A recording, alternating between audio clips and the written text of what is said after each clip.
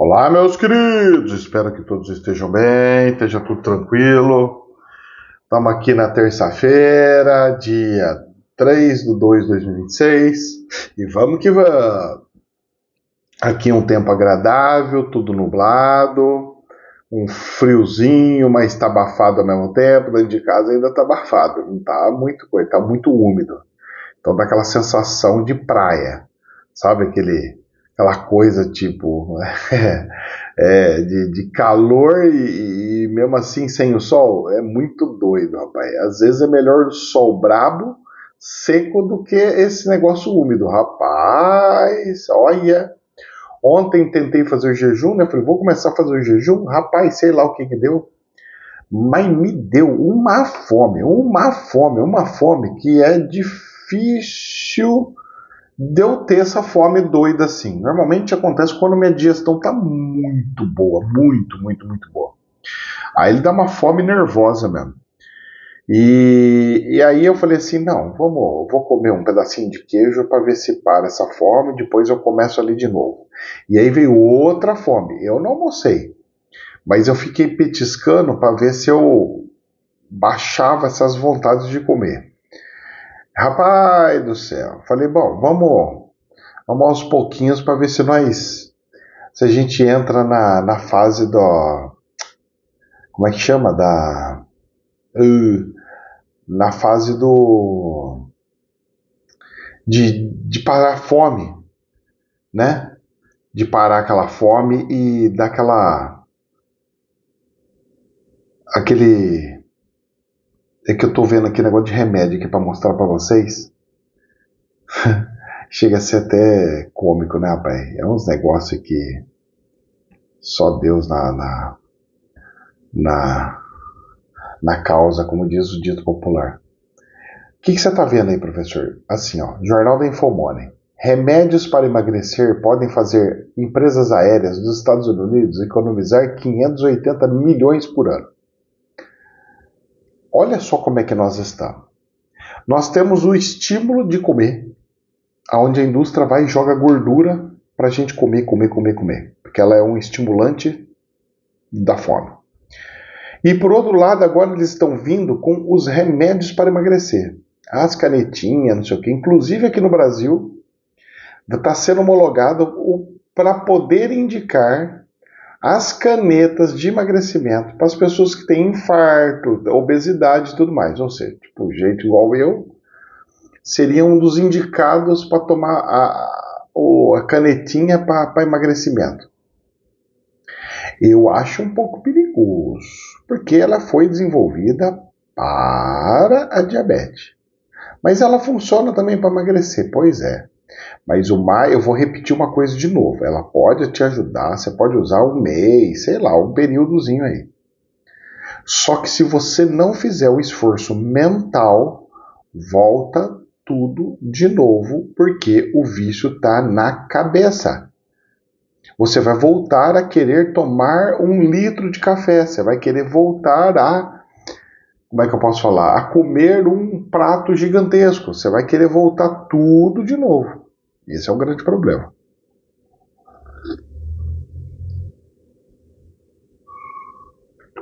Esse é um grande problema. Mas, como que diz o outro, faz parte, né? Faz parte. Então vamos caminhando, vamos vendo até onde chega essa situação. Mas está aí. Agora, que é difícil, é difícil. Mas, professor, o senhor já fez? Pois é, eu nunca falei para vocês que era fácil. Eu tive dificuldade ontem, ó. Falei, não, vou começar, vou fazer, porque eu tô precisando fazer. Já tive dificuldade. Então, mas e aí? Vou de novo, tento de novo. Hoje eu vou de novo. Hoje eu sinto que o meu estômago tá mais leve, com menos lombriga, como que pode dizer. Então eu não tô com fome, sabe? Eu não tô com fome. Ontem aconteceu uns negócios psicológicos, que eu tenho um problema psicológico, por exemplo. Foi programado meu cérebro para uma coisa ruim. Só que eu não consigo desprogramar de um dia para o outro. Leva tempo. Exemplo. Minha mulher tinha feito um monte de comida domingo e sobrou um monte para segunda-feira. para não jogar fora da vontade de comer. Ah, não, preciso comer para não jogar, porque é pecado jogar fora. Tinha um pedacinho de um queijo que já estava passando coisa, já estava soltando uma aguinha, que já estava começando a querer estragar. Não estava estragado, mas você percebe que o sangue começa a soltar o sangue, que o queijo começa a soltar a água, você já fica meio esperto. Aí vem a vontade de novo. Não, onde se viu, já pensou, e se estraga? Olha, eu comprei, custou caro, e se estraga? Aí o cérebro da gente, ele vem querer convencer a gente. Então vem o cérebro e fala assim, não, olha que pecado. Comprou, tem que comer, porque não pode jogar fora.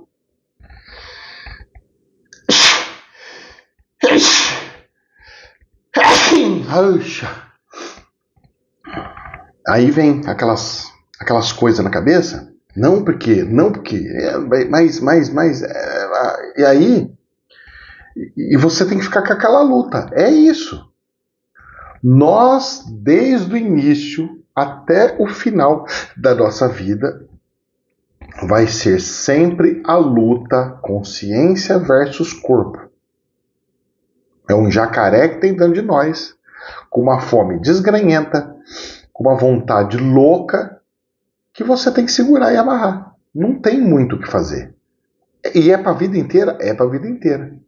E conforme você põe a crença, põe Deus no meio, facilita. Ah, mas Deus não existe, mas ajuda, porque entra também no psíquico e tudo mais. Para mim, Deus existe porque eu sinto Ele. Ai, mas mesmo você sentindo é algo que o seu cérebro criou. Graças a Deus que ele criou isso. É uma criação boa, não é uma criação ruim. E agora o pessoal está querendo, então, não dá para entender. O que está acontecendo? É para comer um monte ou não é mais para comer um monte? A indústria quer que você continue comendo um monte ou que você não coma um monte? A indústria quer que você coma um monte, mas também use os remedinhos dela para emagrecer. A próxima receita que vão fazer, porque esse daí desestimula você comer, né? Ele não dá vontade de você comer. Aí você está prejudicando a indústria alimentícia. Então a próxima etapa vai ser o quê? Próxima etapa. Próxima etapa é eles criaram um remédio onde você come o que você quiser, quando você quiser, e ao mesmo tempo você não engorda. Isso seria o melhor dos mundos, mas você tem que tomar um remedinho deles, para sempre. Bom, vamos vendo até onde chega essa brincadeira de mau gosto, né? Mas normalmente é assim que acontece. O dólar 5,26 estabilizou dentro de um valorzinho bom. Eu estava vendo eu não sei se é do Times, eu vi uma mensagem de um jornal, rapaz, eu devia ter separado para passar aqui para vocês, aonde os caras estavam vendo a explosão das contas públicas e fez uma simulação de que o dólar podia ir a R$10. Eu falei, olha, achei um cara que fez o mesmo cálculo. Agora eu não sei se não é Times. Eu não sei qual que era o jornal, pai. Eu não sei se é. Eu até tentei procurar aqui na Infomone e não achei a matéria. Mas saiu coisa assim de essa semana, ontem ou antes de ontem. Eu não sei se foi, eu acho que foi ontem, segunda-feira. Falando da dívida do Brasil, que a dívida explodindo do jeito que está, vai jogar o dólar lá para o espaço sideral. Bom, coisas e coisas e coisas. O que eu sei é que a Bolsa da Alemanha está lá dentro dos 24.800, relando no 25, tá brincando ali, fazendo as oscilações deles. Uma semana tá tudo boazinha, pouquinho, de repente entra na semana onde sobe 2, cai 2% e vai. Especulação comendo sorta na Europa, que nunca teve, agora tem. No Brasil, a Bolsa de Valores subiu mais um tanto, subiu 0,79, chegou a 182 mil pontos. Mas dentro de uma oscilação acho que meio padrão, viu? Meio normal.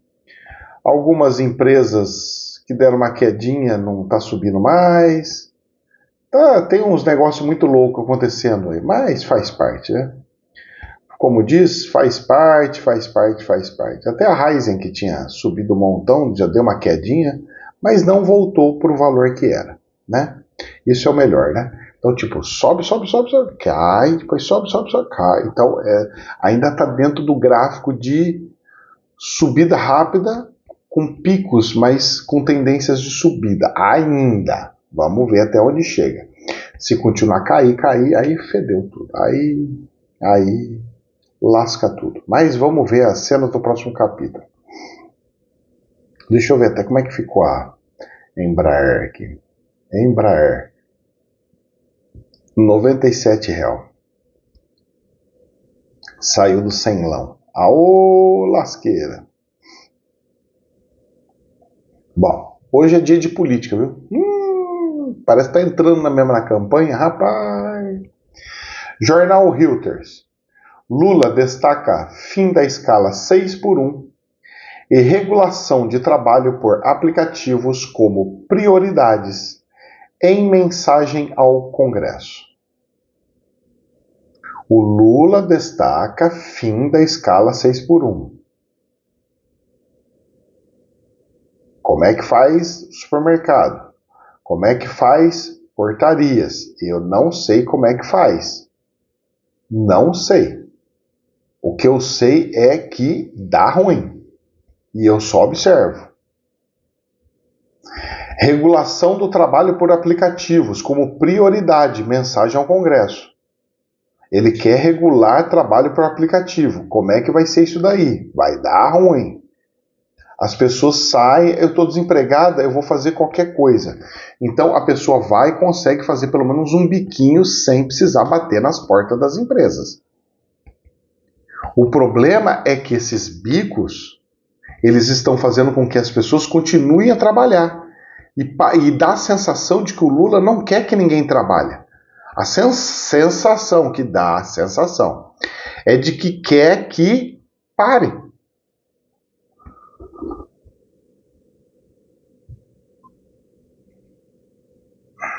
Eles querem que pare. Como assim? Parece que quer que todo mundo fique na Bolsa Família. Não é para trabalhar, não. O que é isso? Está tendo independência? Não. Você tem que depender de mim.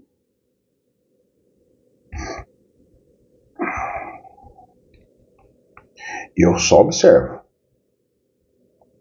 Jornal BBC. Professor da Unicamp e crítico da Faria Lima, ou seja, anti-finanças, anti-financeiro, anti-bolsa de valores,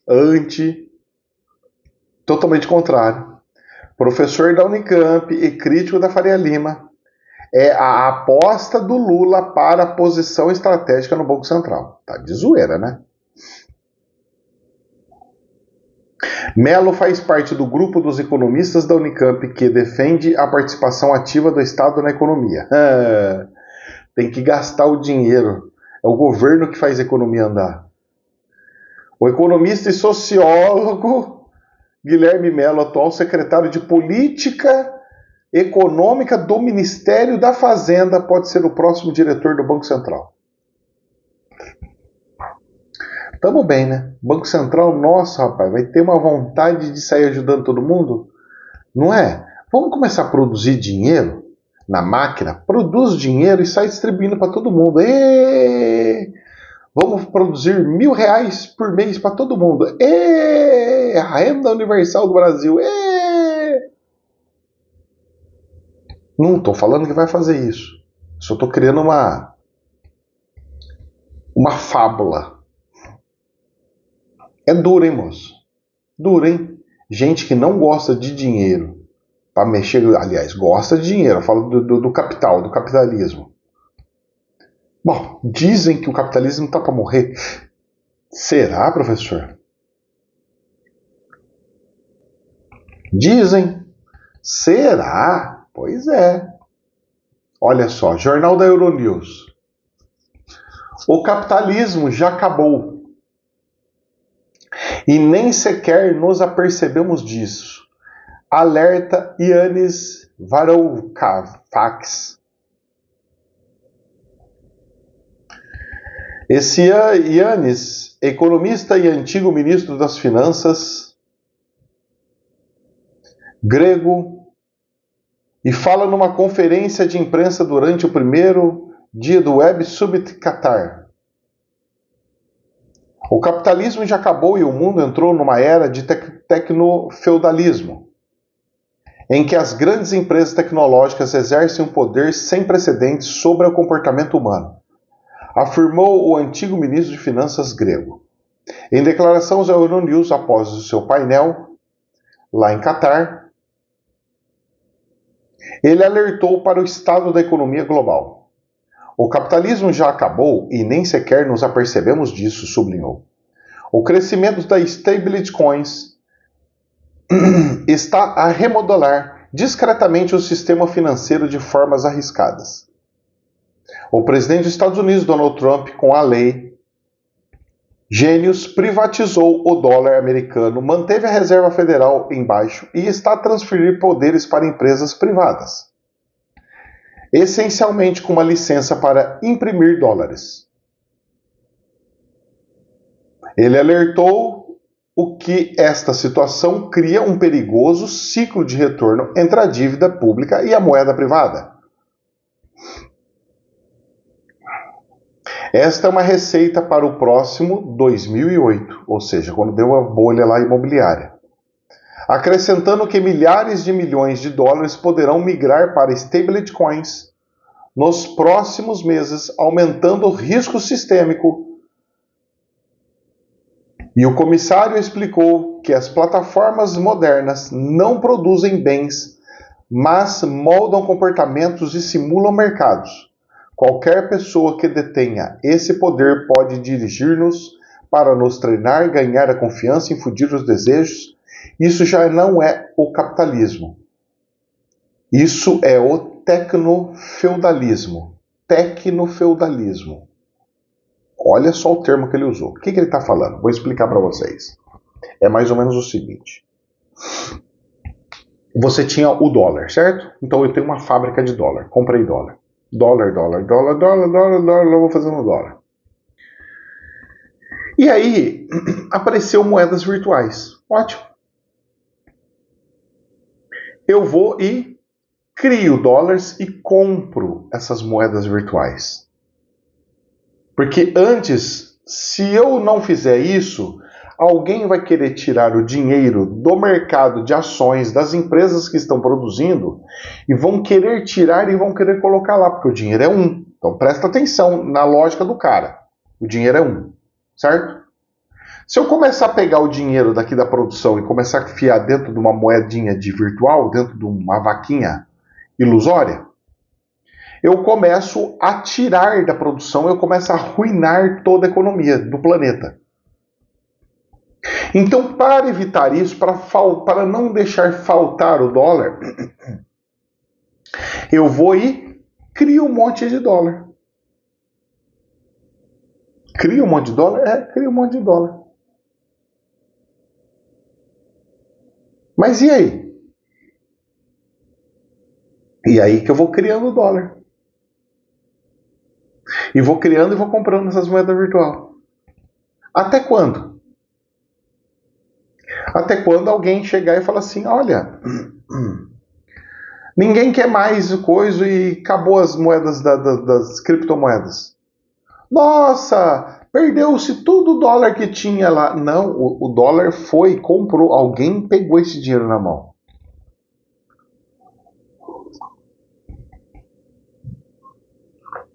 É uma forma de criar um produto que não existe. Tenta imaginar a situação. Olha só o que está acontecendo no mercado. Eu preciso produzir moeda e jogar no mercado. Ok? Beleza. Então, o que eu vou fazer? Se eu produzir moeda, vai sobrar moeda. O dólar vai despencar a valorização. Problema para mim. Eu preciso enfiar esse dinheiro, esse dólar, a algum lugar que eu possa controlar as pessoas. Então, eu vou comprar empresas de mineração, vou fazer algumas coisas de terras raras. Eu vou pegar, vou produzir dinheiro na maquininha, ou seja, de grátis, e compro as empresas de grátis. Porque aí eu enfio meu dinheiro em alguma coisa, ou seja, eu criei o dinheiro e aloquei o meu dinheiro ali. Só que você pega e faz com que o dono fique com aquele mundo de dinheiro. E aí o dono vai falar assim, bom, eu vou para lá, vou para cá, como é que eu faço? Como é que eu dolarizo um planeta? Vamos lá, ó, vamos lá. É que é difícil explicar isso daqui, mas vamos lá. Se eu produzir dólar dentro dos Estados Unidos, sobra dólar e o dólar afunda.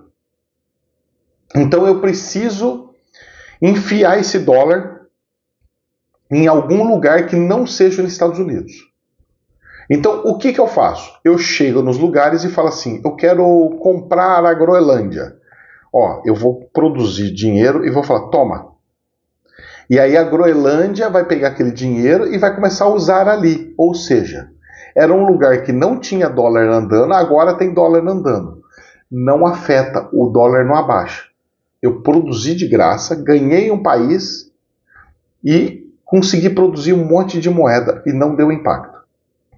Chego aqui no Brasil, olha, o Brasil gosta de dólar, precisa de dólar. Empresa aí, ó, eu vou comprar uma mineradora de terra rara, pá. Aí eu vendi para ela, então eu ganhei esse dinheiro. Aí o que eu faço? Eu vou pegar e vou voltar para os Estados Unidos, vou investir nos Estados Unidos? Não. Eu vou pegar e vou investir em outra coisa aqui. Faço o dinheiro circular aqui, que é o que os Estados Unidos quer que faça, não lá. Porque se ele fizer o dólar circular lá, que ele produziu a mais, gera inflação e afunda o dinheiro dele. E ele quer o quê? Ele quer outra moeda, ele quer trocar a moeda por outra. E ele começou a fazer também com Bitcoin, com essas moedas, criptomoedas. Então ele começou a produzir e começou a comprar. Ele está comprando tudo quanto que é Bitcoin. Tudo quanto que é moeda virtual. Ah, mas se quebrar não tem problema, eu criei do nada o dinheiro. Ah, mas não tem problema. O importante é eu ter o controle. Porque eu consigo comprar e vender um monte de moeda, fica como se fosse uma reserva. Não foi o Banco Central que fez. Agora eu tenho uma reserva de mercado onde eu compro e vendo a hora que eu quero. É como se eu tivesse produzido um monte de dinheiro, mas não lançado no mercado. Deixa estocado nesse banco virtual chamado cripto. E aí, a hora que eu quiser fazer um movimento brusco no mercado, eu vou, entro comprando e vendendo rápido as moedas virtual e eu acabo com a economia do planeta. Ninguém está percebendo isso, mas está chegando, hein? Está chegando e com força. Os Estados Unidos está produzindo moeda como nunca. De duas, uma. Ou o povo se toca e fala, não quero mais o dólar, ou a jogada dele vai ser tão impressionante que ele vai ser dono do mundo com dinheiro falso, ou seja, fabricado na minha fabriquinha. Eu não preciso trabalhar, não preciso produzir para fazer essa riqueza. Simplesmente eu crio. Será que essa é uma das coisas que querem trocar o presidente do Fed lá, o Donald Trump quer trocar? Provavelmente. E aqui no Brasil, Jornal da Infomoney. Novas regras de segurança do Pix entram em vigor. Veja mudanças.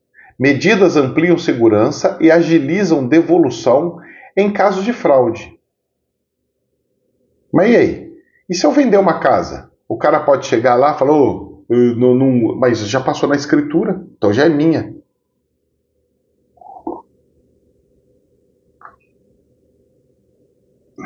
Eu posso pegar e comprar uma casa e já chegar 2 horas depois e já vender essa casa para outra pessoa.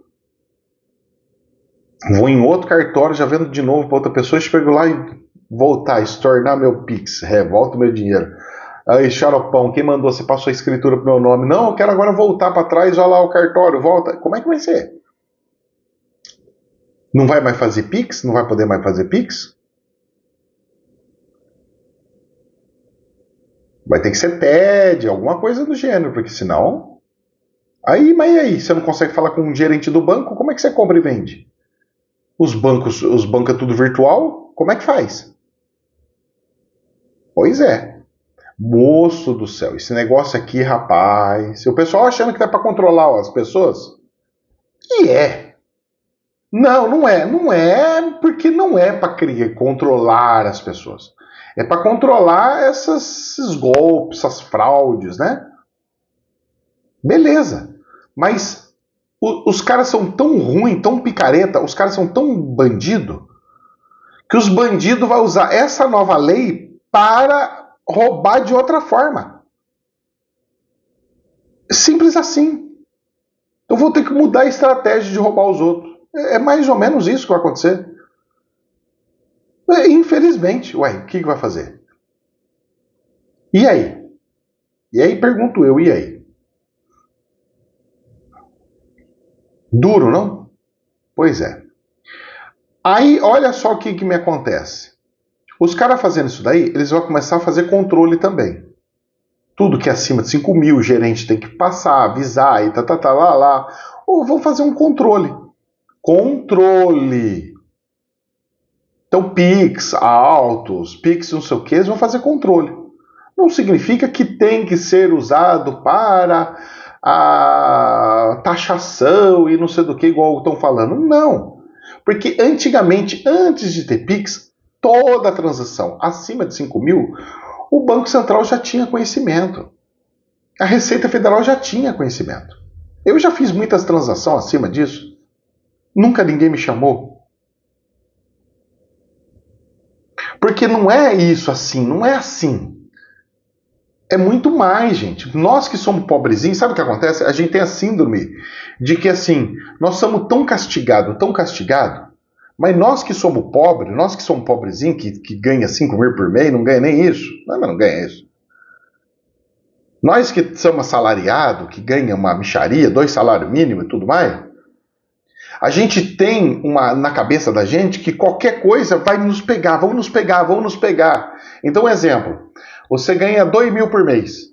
Aí você fez um docinho lá, ganhou um dinheirinho para... Alguém ajudou, fez uma doação para fazer o negócio da espiritualidade, tal, arrumar a casinha. Coisa que eu ainda preciso comprar tinta lá, que negócio não sai da minha cabeça, pai. Mas eu vou dar um trato ali ainda. Karma que eu chego lá. Vamos fazer os pisos primeiro, depois eu consigo mexer. Aos pouquinhos eu vou chegando lá. Não dá pra fazer de uma vez, mas nós chega lá. Aí o que acontece? A gente tem a síndrome de que vai pegar, porque agora vão fiscalizar, porque agora vai, ai. Gente, não é assim. É que vocês não têm noção do que tem de gente bandida por aí para fora. Tem gente que movimenta 100 mil, 200 mil todo mês na conta. 100 mil, 200 mil e não paga, fala que é isento de imposto de renda, que é pobre. Pô, que pobre é esse de movimentar 100 mil, 200 mil na conta? Então a gente acha que vai pegar nós, que essa fiscalização vai pegar... Não, sempre já teve. A diferença é que o seguinte, antigamente o gerente tinha que pegar e falar do que era. E o Banco Central tinha que ficar quieto e falou, bom, já está explicado o que é. Se alguém for fazer uma fiscalização, o gerente foi o cúmplice e falou o que é, o que não é.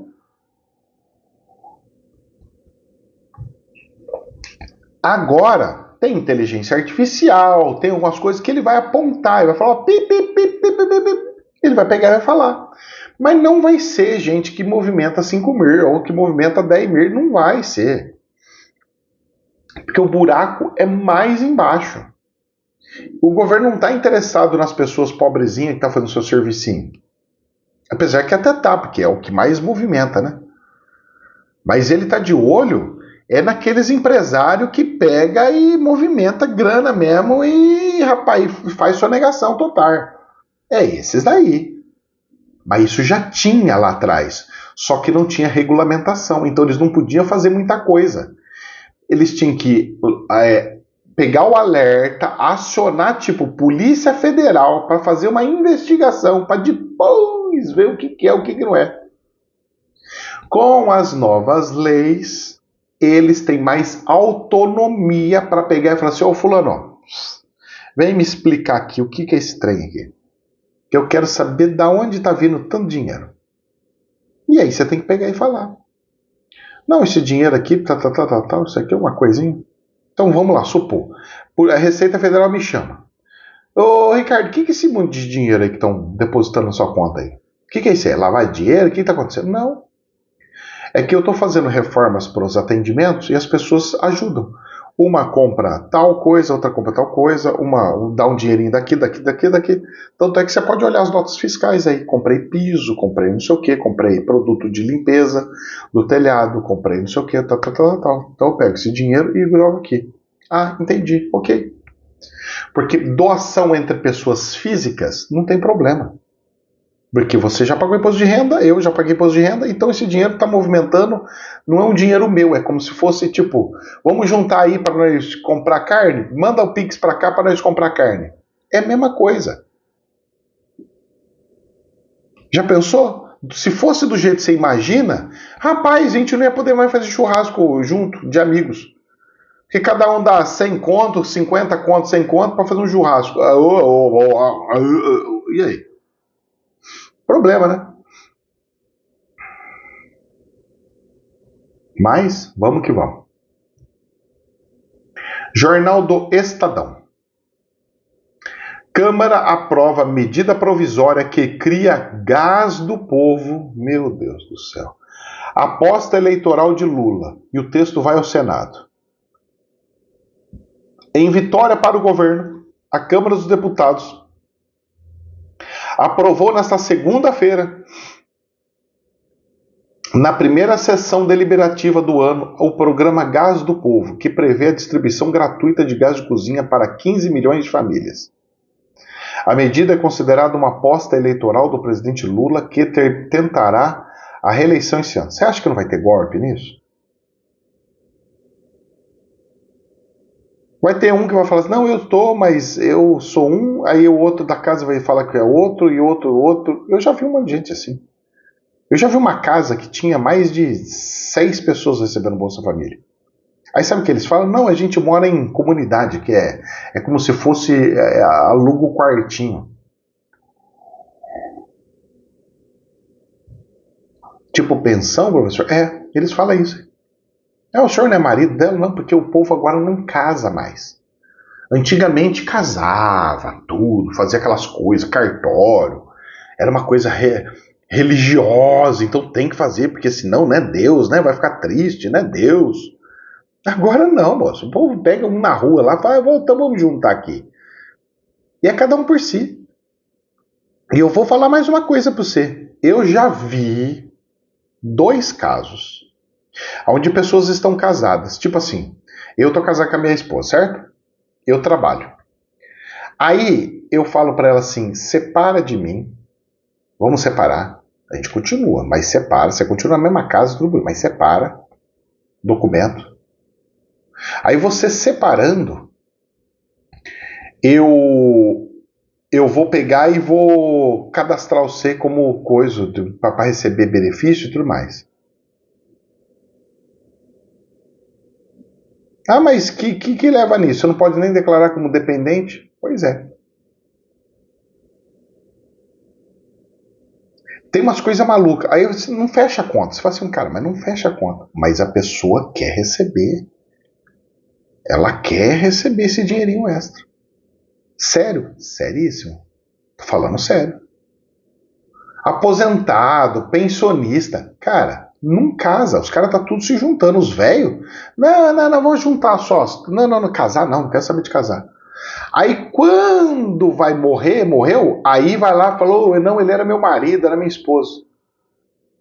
Não deveria, nesses casos, pegar e falar assim, então toda aquela pensão que você tinha lá, você devolve para mim, porque você falou que estava casada, só que e aí? Rapaz, é uma safadeza sem tamanho. Eu fico vendo pra tudo quanto é lugar, viu? As pessoas não gostam de fazer a coisa certa, não. Porque o certo é oneroso. E aí vem o governo e fica dando mais coisa. Mas quem que vai querer trabalhar, moço? O Bolsa Família é 600 conto.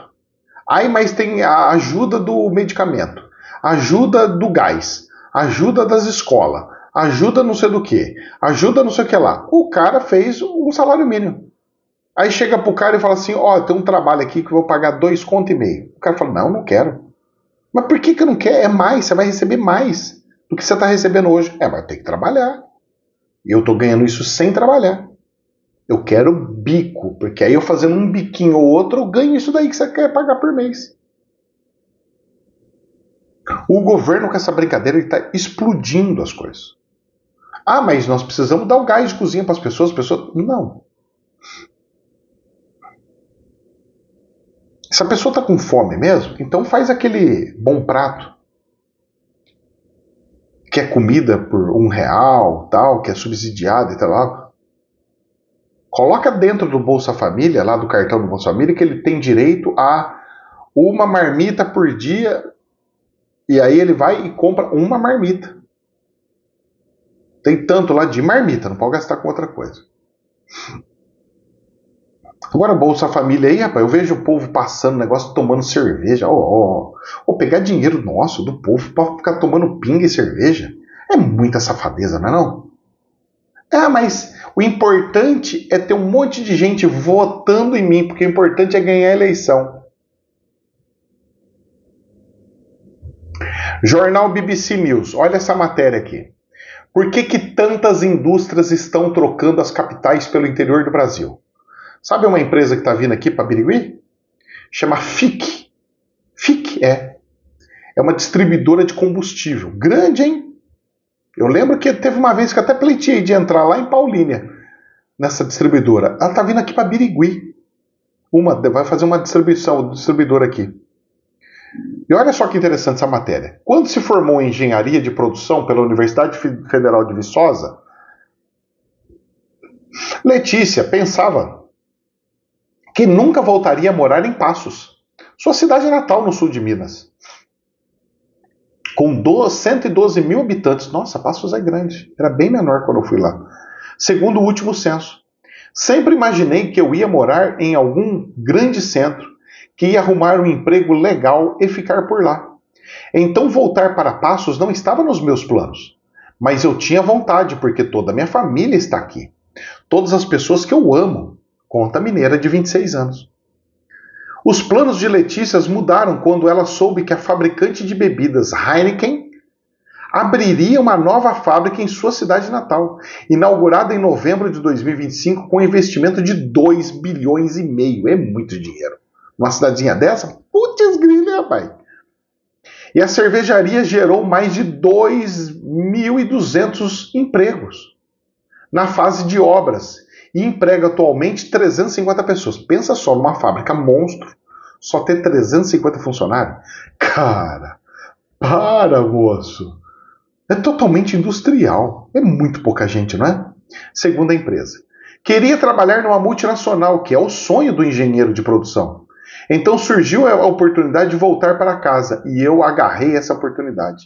As chances de Letícia conciliar um sonho profissional com o desejo de morar perto da família foi possível devido a uma tendência crescente na indústria brasileira, a interiorização. Em 1985, 2/3 dos empregos do setor estavam nas capitais e regiões metropolitanas e 1/3 no interior do país. Passada quase 4 décadas, em 2022, a maioria dos empregos industriais brasileiros, 54,4%, já estavam no interior, segundo dados do governo federal. Campinas é um exemplo disso. Campinas tinha indústrias gigantescas. Gigantescas. As indústrias foram fechando uma atrás da outra. E foi indo. Foi indo para a cidade vizinha, Indaiatuba, para Itu. E foi saindo. Campinas hoje é só serviço. Com o IBS e CBS, Campinas morreu. Campinas vai falir. Escuta o que eu estou falando. Você que é campineiro? Eu sou campineiro. Nasci lá, morei minha vida inteira. Campinas vai falir.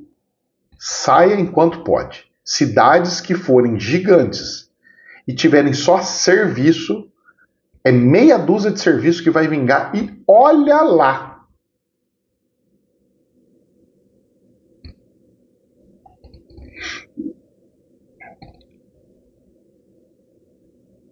E eu só observo. Entre os estados com maior número de empregos na indústria de transformação, São Paulo, Rio de Janeiro, Rio Grande do Sul, Minas Gerais, Ceará e Bahia tiveram os movimentos de interiorização mais significativos das últimas 4 décadas, com movimentos mais leves em Santa Catarina e Paraná, revela estudo recém-publicado do Núcleo de Economia Regional e Urbana da Universidade de São Paulo, USP, Nereus USP, de autoria dos economistas Paulo Morceiro e Milene Tessarim.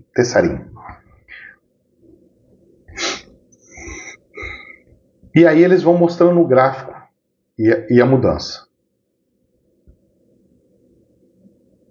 Eles traçaram um retrato inédito da contribuição das diferentes esferas geográficas da desindustrialização do Brasil, com uma série de dados longa e contínua, de 1985 a 2022, e confirmaram com números a neo-industrialização do país puxada pelas cidades do interior.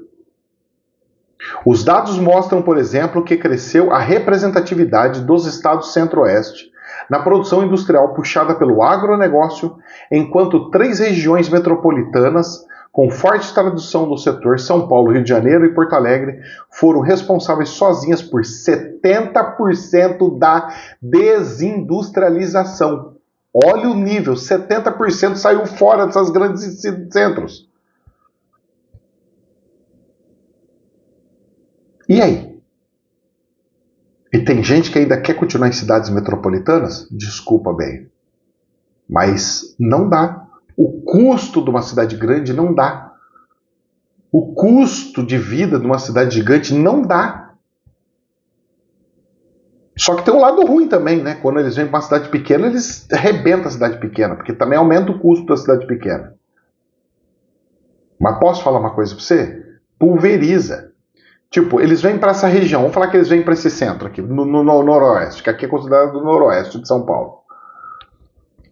Aí eles vêm, aí vem tudo para Araçatuba? Não. Vem um pouquinho para Araçatuba, um pouquinho para Bilac, um pouquinho para Coroados, um pouquinho para Birigui, um pouquinho para Buritama, um pouquinho para não sei da onde, e vai pegando a cidadezinha tudo em volta. Não vem tudo junto assim, fica tudo ali, não. Porque a indústria fica na rodovia. Então, e a rodovia é gostosa de andar, é rápido, não é aquela coisa da Anhanguera. Aí eu tô em São Paulo, eu tô em Campinas, vou para Jundiaí. Aquele negócio de trânsito de 1h30, com a desgraça lá, de 60 quilômetros. Não, aqui não, 60 quilômetros, rapaz. 60 quilômetros eu faço assim, em minutinho. Meia hora, 40 minutos, tô lá no serviço, não precisa levar 1h30. 30 minutinhos. Rapaz, eu que sou de São Paulo, meia hora não é nada, pego o carro com alegria ainda. A estrada boa, retinha, não tem problema. Então o cara fala, não, vou morar aqui, vou morar ali, não, vou morar nessa cidade porque eu quero um pouquinho maior. Olha, aqui tem uns condomínios, olha, e aí vai. É igual aqui em Birigui, tô vendo um monte de condomínio fazendo, né, nas beiras das estradas, né? E não tá vendendo. Eu perguntei, por que não tá vendendo? Eu vou pegar, eu saio todo dia de carro. Eu vou pegar meu carro e vou ficar andando um monte? Sabe o que é um monte? É tipo andar 3 quilômetros. Onde se viu eu ter que andar, levar 5 minutos para ir pro centro da cidade? Não, Deus me livre. Os caras querem que eu vá lá pra periferia? Não. Sabe o que a cidade fez? Teve que fazer, né? Porque ela começou a construir nas estradas, igual condomínio de grande cidade, grande depois. Os moradores daqui não quis, só os estrangeiros quis. Tipo, gente que mora em Araçatuba que tá comprando nessas beiras da estrada para ir trabalhar em Araçatuba. Porque Araçatuba não dá, né? Você tem que sair um pouquinho dela. Aí o que eles estão fazendo? As pessoas daqui querem também um condomínio. Então vamos construir condomínios menores dentro da cidade. Vocês acreditam? Dentro da cidade, fazendo um condomínio dentro da cidade. Dentro da avenida principal, um condomíniozinho. E aí está construindo um outro condomíniozinho dentro da cidade. E é tudo dentro da cidade. Não, longe não. Não tem ônibus, não, quero aqui. Se eu precisar ir para o hospital, eu só ando 10 quadras, já tô. Porque aqui é assim, né? Daqui de casa até o hospital, ando o quê? Rapaz do céu.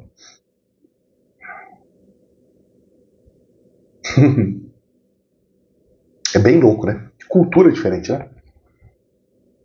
Jornal do Estadão. Ó, já teve um carinha que já pegaram aí, parece que um islâmico aí que queria soltar umas bombas aqui no Brasil, né? Eu não falei nada aqui, mas teve.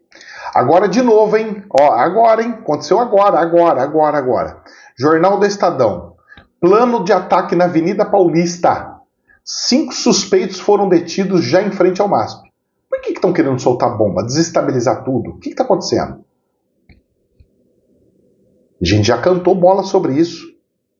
Já fez vídeo até de revelação. Ao menos 5 suspeitos de integrar um grupo que planejava um ataque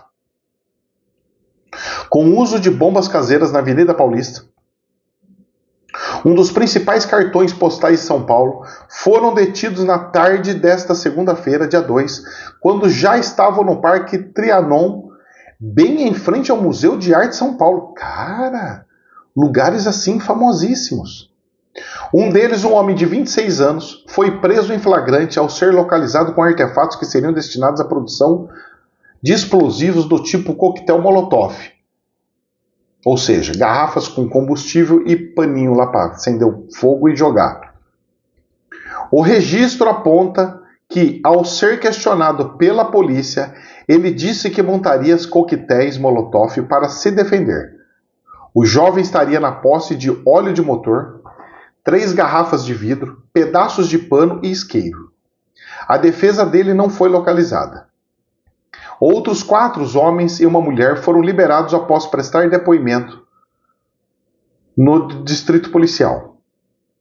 Eles, segundo o boletim de ocorrência, eles portavam itens como sinalizadores, isqueiros e cartazes para o que diziam ser uma manifestação intitulada Manifestação Geração Z Acorda Brasil Fora Corruptos. Não tinha pauta nenhuma, mas eles, os alvos da operação dessa segunda, queriam tumultuar, angariando pessoas para fazer uma manifestação e para fazer um tipo de atentado, afirmou em coletiva realizada nessa segunda-feira. O que é isso que eles estavam querendo fazer? Vocês lembram aquelas passeatas onde derrubaram vários governos? É esse tipo de passeata. O cara vai, cria o caos ali, o povo, é isso aí, começa a aparecer na jornal, televisão, e o povo quer mudança. Para derrubar governo. Mas que governo que eles querem derrubar? O Lula? Aí vão falar que é o terrorismo, não sei o que, tudo de novo. A direita terrorista. Eu não engulo isso aí, não. Jornal da Infomoney. Mas é um perigo, hein? Elon Musk une SpaceX e XAI e cria gigante de 1,25 trilhão de dólares. O acordo anunciado no site da SpaceX mira integrar a inteligência artificial, foguetes e Starlink.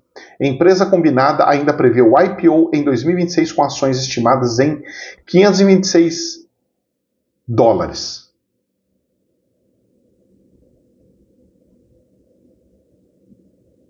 Como assim?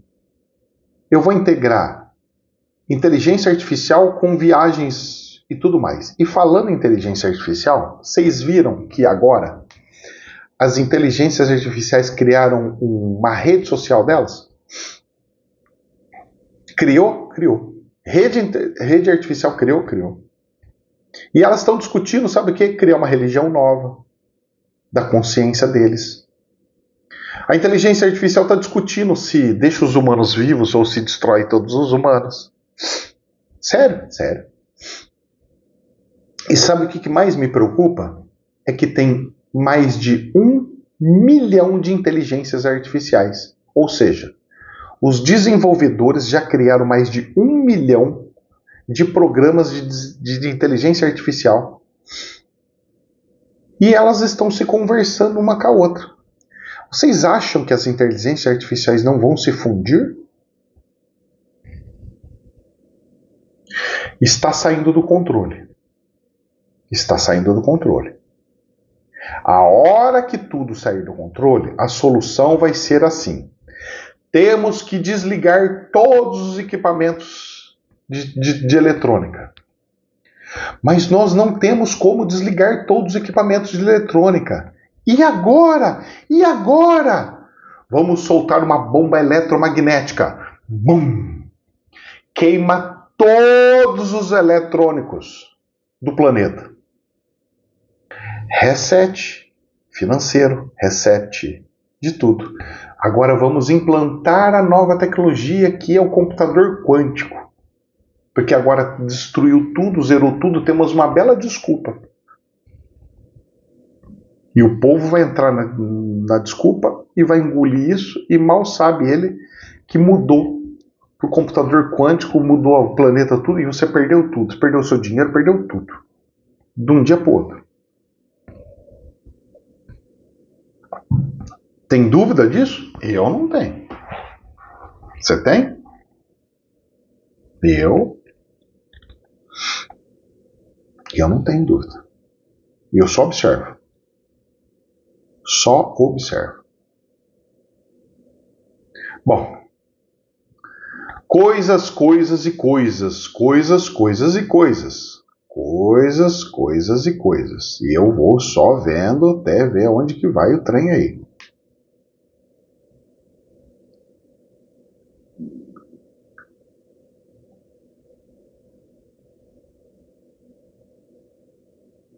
Pois é, meus filhos. Sabe, é um negócio que assusta. Assusta. Tá perigosa a coisa, hein? Bom, mas vamos lá. Ano de eleição, Jornal da Infomone. Flávio Bolsonaro compara Lula ao palha velhão e o chama de ultrapassado. O filho do ex-presidente Jair Bolsonaro também criticou o fato de Lula não utilizar celular e o posicionamento do presidente em relação à inteligência artificial. Em algum momento, o Opala já foi bonito, já foi um carro de luxo, que dava resultado e te levava para qualquer lugar. Hoje o Lula é uma pessoa retrógrada, atrasada e ultrapassada, afirmou o senador. Esse tipo de batida é que tem que acontecer, com classe. Aí beleza. Aí ele faz a campanha certinha, é nessa pegada. Ele tem que pegar e botar lá e ao mesmo tempo sem ser de briga. Não pode dar sensação de briga, de embate. Jornal da Infomone. Hubble, Donald Trump, pede para notificar Alexandre de Moraes por e-mail em processo na Justiça dos Estados Unidos. A petição enviada à Justiça da Flórida tenta destravar a ação sobre suposta censura após o magistrado brasileiro utilizar o canal institucional para enviar ordens às redes. A novela ainda não acabou? Vamos ver as cenas do próximo capítulo? Jornal da Infomone. Mas por que tirou do Magnetisk? São coisas que nós não sabemos de nada, mas teve tanta negociação. Saiba quais são as 10 regras de Carmen Lúcia para juízes nas eleições de 2026. A ministra afirmou que o ano de 2026 vai exigir que os juízes tenham comportamentos mais rigorosos, além de uma maior transparência. A presidente Carmen Lúcia afirmou em discurso da abertura do ano judiciário na Corte Eleitoral que vai enviar aos tribunais eleitorais orientações sobre conduta dos juízes em ano de campanha. E que os juízes devem ter comportamentos mais rigorosos. Temos que ser rigorosos e intransigentes com qualquer tipo de desvio ético, pelo que devemos evitá-los. É um ano de eleição geral no qual questões específicas impõem a nós, juízas e juízes eleitorais, comportamentos mais rigorosos em nossas condutas e transparentes em nossas ações, motivações e decisões, afirmou Carmen. O presidente do TSE informou que enviará recomendações de conduta a todos os tribunais regionais eleitorais. Mas eu queria saber quais são. Vamos lá.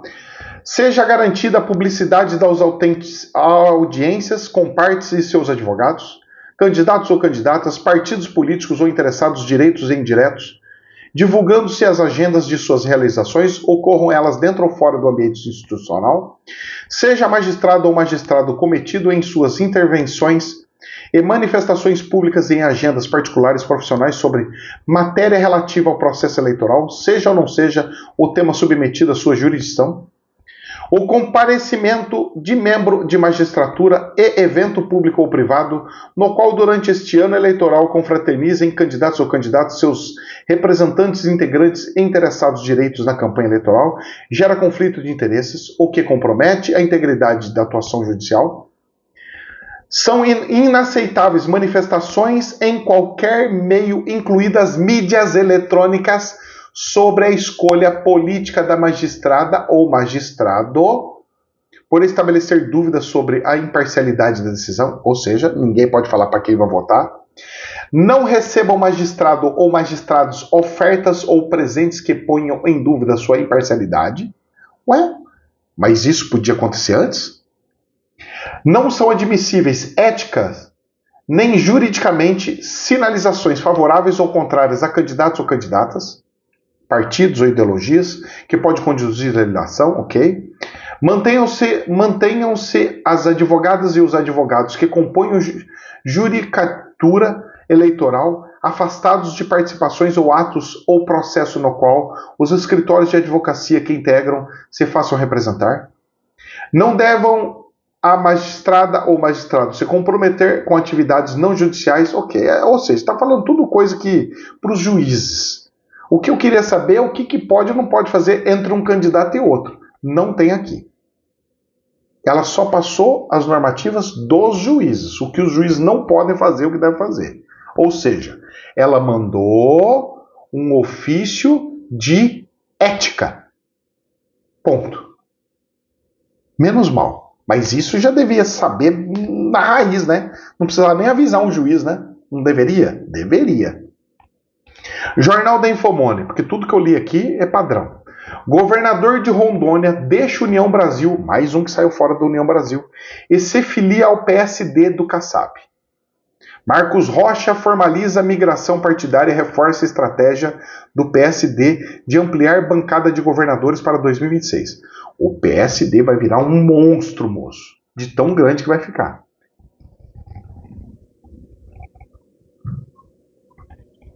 Um monstro de tamanho. Monstro, gigante. E eu só observo. Jornal da Infomone. Com risco para Lula nos estados, governo pressiona Haddad e escala ministros. Definição de Simone Tebet como candidata ao Senado em São Paulo vira primeiro movimento concreto do Planalto no maior colégio eleitoral do país.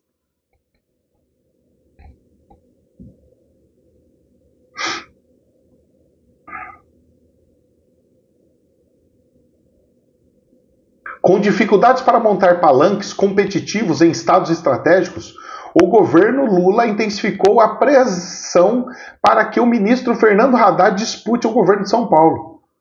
Senão ele não vai ter palanque lá para falar. Ele precisa de palanque para falar. Mesmo o Haddad não ganhando, eu preciso, porque eu preciso dos votos para presidente ali. Posso falar um negócio para você? O Lula não vai conseguir fazer campanha eleitoral, ele vai ter que fazer tudo digital. Senão ele vai se lascar. Se ele for presencial do jeito que o Kassab está montando, do jeito que as coisas estão indo, não tem para ninguém não, moço. Ele não consegue entrar aqui de jeito nenhum. E do jeito que o ódio tá pegando, rapaz, vai ser um ano de conflito de ódio, hein, cara. Essas eleições vai ser assim olha, vai ser difícil, hein. Jornal da Infomone. Estados Unidos e Irã devem se reunir na sexta-feira para discutir acordo nuclear em Istambul. Ou seja, nós temos até sexta-feira para saber se vão destruir o Irã ou não. Posso falar? Vai chegar nessa reunião, vai acontecer como sempre aconteceu. Não decidiu nada e vai voar bomba aí. Esse final de semana promete, hein? Carnaval lindo. Chegando. E falando em carnaval, Jornal DW Brasil. Artista alemão na mira da Rússia por arte carnavalesca. Moscou processa Jacques Chile por carro alegórico que satiriza o presidente russo Vladimir Putin. O artista denuncia acusações como ataque à liberdade de expressão. O que ele fez? Ele colocou uma piscina com a bandeira da Ucrânia, onde o Putin está dentro dessa banheira com uma escova, se lavando os pés assim, está empinadinho o pé assim, lavando com sangue, o sangue ucraniano. A Alemanha tem carnaval, rapaz. Você viu que a cultura saiu do Brasil e foi para lá? Que coisa interessante, né? Pois é. Não pode fazer isso? A esquerda não admite protesto. Tá vendo como é que a esquerda é linda? E pra gente encerrar, porque já passou do horário, Jornal da CNN. Rússia está pronta para um novo mundo sem limites nucleares, diz porta-voz. A afirmação acontece dias antes do vencimento do acordo Novo Tratado START, assinado em 2010 por Barack Obama e pelo presidente russo Dmitry Medvedev. Ou seja, o Donald Trump falou, não vai ter nada desse negócio, coisa, cada um que fabrica suas bombas atômicas e vamos fazer as procriação.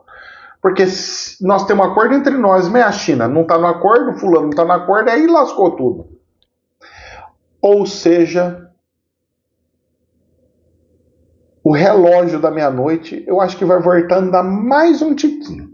Que Deus nos abençoe, jamais a verdade absoluta, somente um prisma. Namastê.